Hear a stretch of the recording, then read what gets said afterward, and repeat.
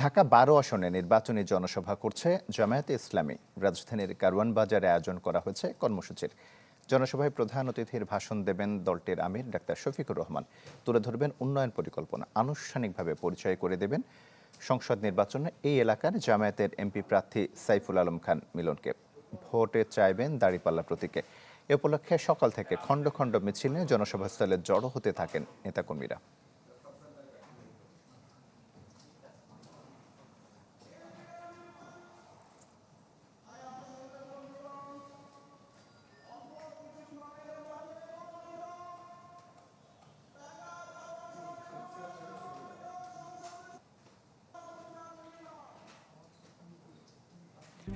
RICL TMX, যুগের পর যুগ স্থাপনা থাকে মজবুত।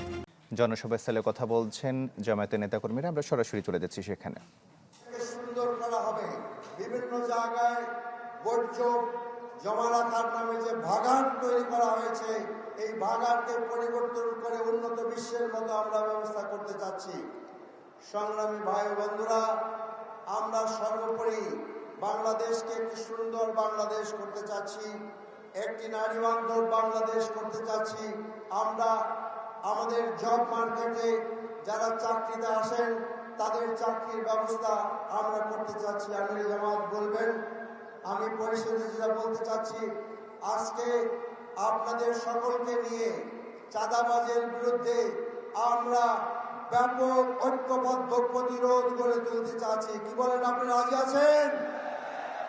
আমরা একটি চাঁদাবাজ মুক্ত, দখলবাজ মুক্ত, মাদক মুক্ত, ক্লিন এবং গ্রিন ঢাকা বারো করতে চাচ্ছি।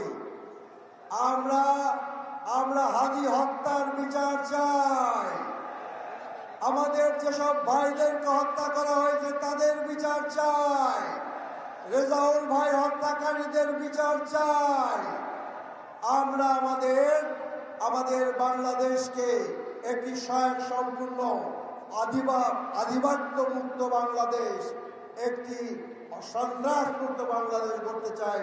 আসুন আমরা সকলে মিলে এমন একটি বাংলাদেশ গড়ে তুলি যেই বাংলাদেশের আওয়াজ হবে দিল্লি না ঢাকা, দিল্লি না ঢাকা, দিল্লি না ঢাকা।